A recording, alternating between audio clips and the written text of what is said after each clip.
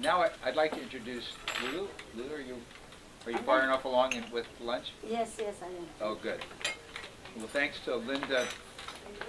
Catch your hand, Linda C. I always have to remember WC. Right. Thanks to Linda C. We have Lulu Kamatoy as our speaker today. Lulu is the executive director of Valley Women's Center, a nonprofit domestic outpatient counseling facility for drug and alcohol abuse, marriage and family problems, domestic violence, mental health issues, and other threats to family stability. Lulu has been a Rotarian since 1998 and was a charter member of the former Warner Center Rotary. And Lulu is currently president of the Calabasas Rotary. So welcome, Lulu, and please tell us all about the Valley Women's Center. I'm going to stand in front of the podium because otherwise you'll probably see the top of my head. But anyway, thank you so much for inviting me today to speak about a place that I really have a passion for, the Valley Women's Center. The Valley, just a little background on the Valley Women's Center. It was established in 1976 by this lady named Norma Ehrlich. She established it when her cousin died of alcoholism. And because in those days, and to a certain extent, you know, these days also, people hide family members who are alcoholics, especially women alcoholics. And so there were no facilities that she could turn to help her cousin. So she wrote a grant and to the Los Angeles County Department of Substance Abuse then. And so she got a grant, and that's how she started. And so before, the center just saw women alcoholics, and they were in a residential facility. But then after a few years, they lost their lease, and they couldn't find another facility to house the women. So it became an outpatient. But still they were just doing women. But through the years, we found out that when is the woman involved, especially in a family setting, then the whole family is involved. So we've started taking men and children. So, and then also to expand the programs that we have, we also, to expand the program, we started taking people who have problems with drugs, marriage and family issues, and then domestic violence. Now we do have, we're one of the few centers that have both mental health and substance abuse, because usually facilities will specialize in mental health or in substance abuse. We do both because I have therapists and counselors working at the center who are the marriage and family therapists. They're students, and we have a collaboration with Pepperdine University and National University, a lot of universities who send their students to us. And these students are either taking their master's degree or have finished their master's program. Because to be an MFT license, you need to have completed 3,000 hours of clinical work. So that's for our mental health program. For our substance abuse program, we have counselors who are either registered or certified by the state, which is really good because before, anybody can just open shop and they'll say, well, I'll see you, but it was really getting to be very harmful to the people. So now everything is being regulated. We have contracts with the county. We have the domestic violence contract, and then we have the substance abuse contract, and we also have a homeless program. For the homeless program, we are co-located in a shelter in North Hollywood and another shelter in Lancaster.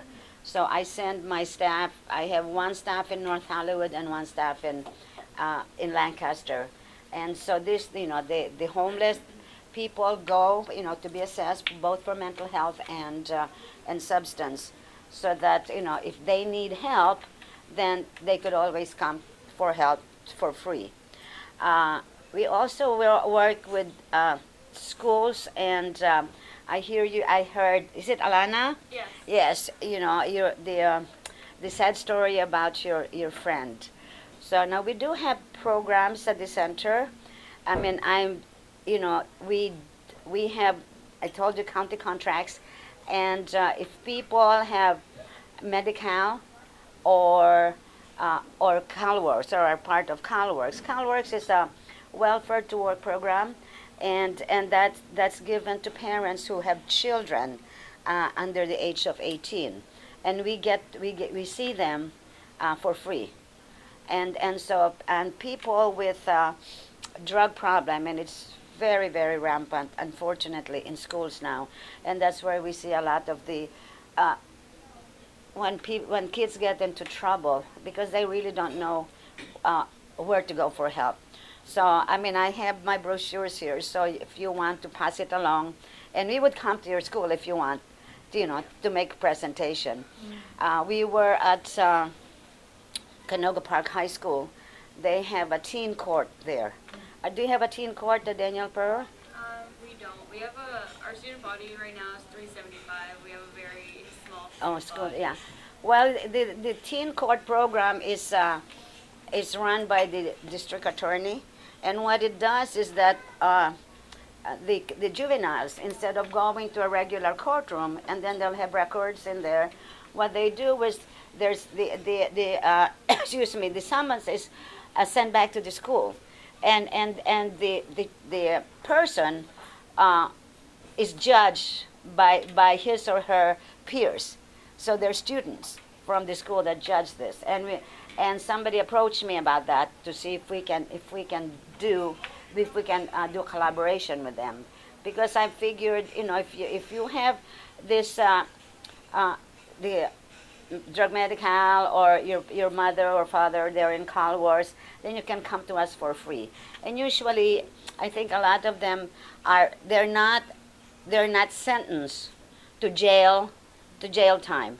They're usually sentenced to get counseling. So that's how we came in, and so that's what we haven't started it. We just came back from a meeting, and the principal was very eager to have that program started with us. So that's one of the things we do. We do individual, couples, and group counseling, and excuse me. And these are both for domestic violence and also for substance abuse. While I'm talking, if you have any questions, please stop me, and because this is for you. I'm giving you information, and sometimes I know this so much, like just telling you all about it, but. So just stop me, and I will be happy to answer questions. Yes? Yeah, I'm very excited to hear about everything that your center does, and I didn't even know you existed. And I'm a principal of 2 early education centers, and one is in Canoga Park. Oh, really? Okay. And the other is at Cleveland High School. All right. So the CalWorks program really attracted me because I have an infant center where I think we could collaborate, where your teens can need child care for free. Oh. And bring their infants to our center. Oh my God, that's wonderful, because that's one of As long as they're going for their high school diploma or GED. Okay. No, because that's one of our problems, because the county, in its wisdom, has decided that we can only bill them for fee for service. Meaning, if the clients come, we can bill the county toward the contract we have. If they don't come, we can't.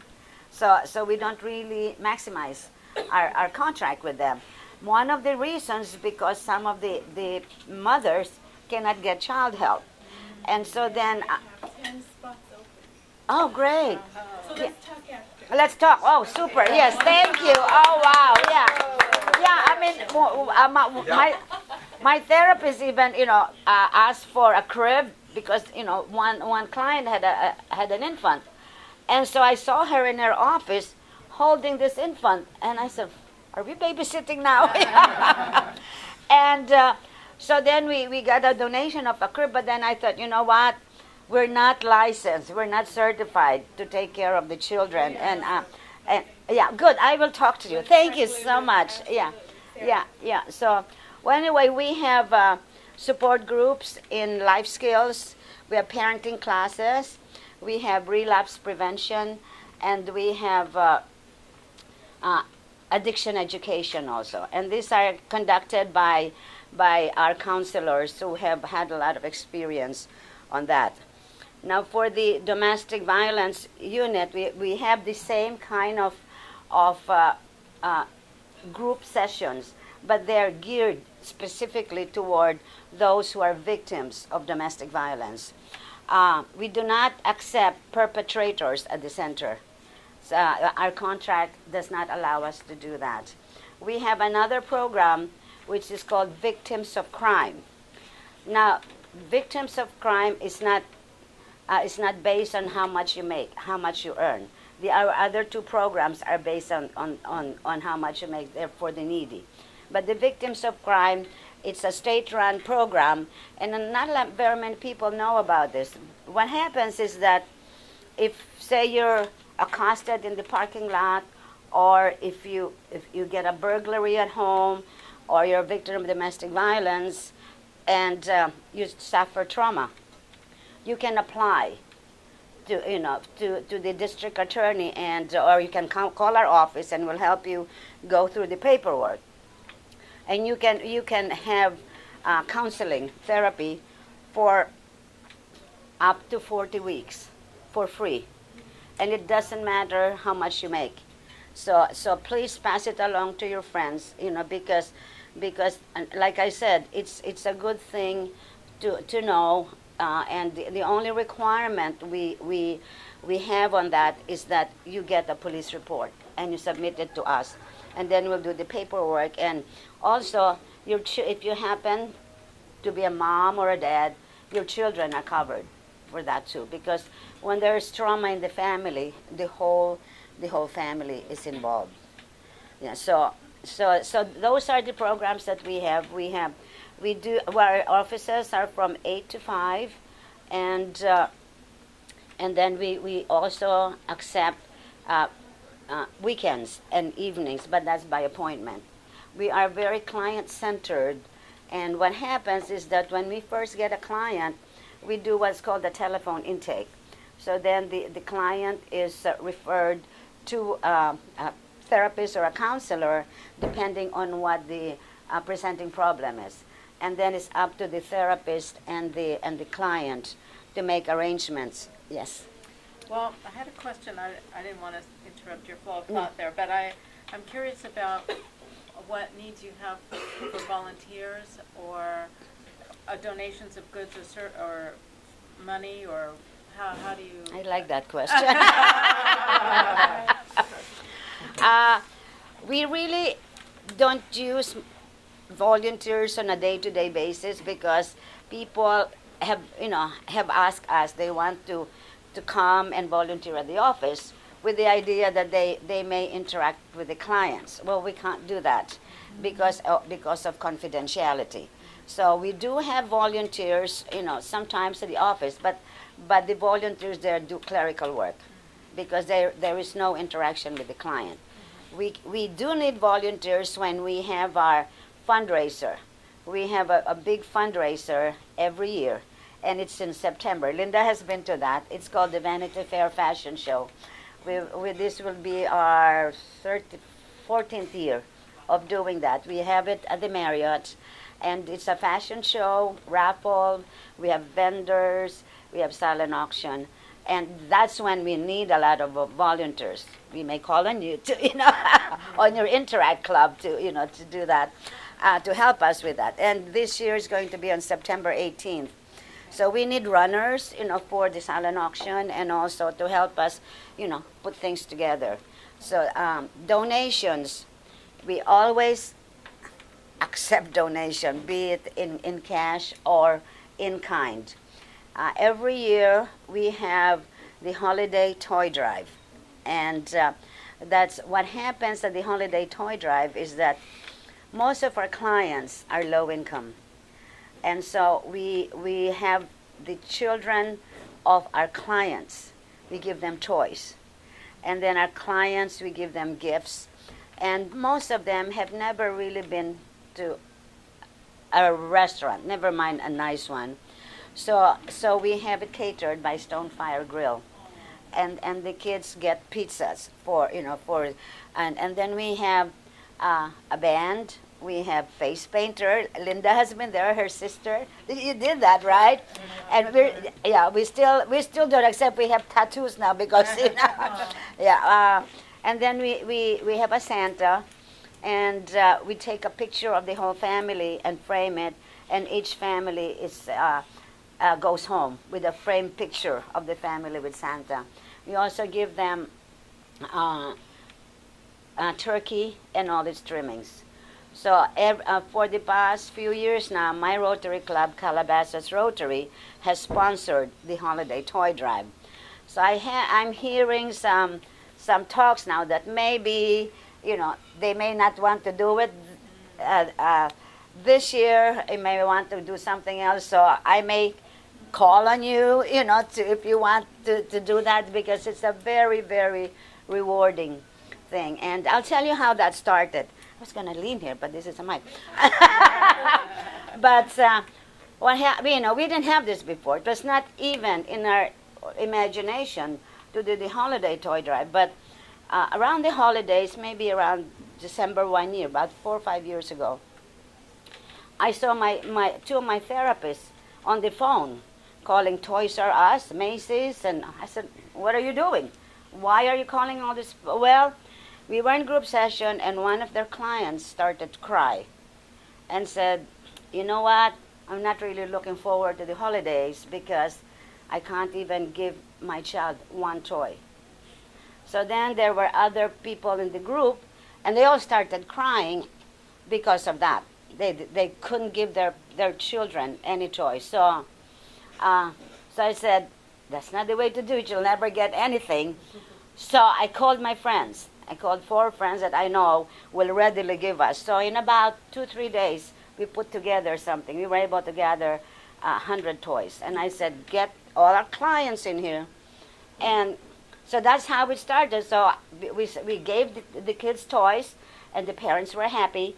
And one of my therapists came to me and said, "Lulu, my client wants to talk to you." I said, "What did we do, So I went to see her. This was during the party, the giveaway, and she started crying. And she said, "I just want to thank you so much for doing this." She said, "This is the first time in my life that anybody has ever shown any kindness to me or my family." And that I'm going, my God, this lady was in her 30s. For her to say that just broke my heart. Like when she says, "You're the first person to show kindness." I mean, how passionate is that, and how difficult is that to take? So then it became more like, okay, we're really gonna do this. And then later on, 2 of the therapists said, "Lulu, we're gonna go to the Vaughn's, the grocery store." I said, "Why?" "We're gonna buy food." "For whom?" "For this lady." So I said, "How do you know she doesn't have food?" She said, "Well, she ate 8 pieces of pizza on that party because she hadn't eaten in 3 days. She was feeding her 2 kids." And so I thought, okay, this has another dimension now. So that's when we started giving food. Yeah. So that's how. So talking about donation, we're always happy to accept your donations, and I invite you to come visit our center so you'll know what kind of services we do. And like I said, most of it is for the low income. So thank you so much, and it's great.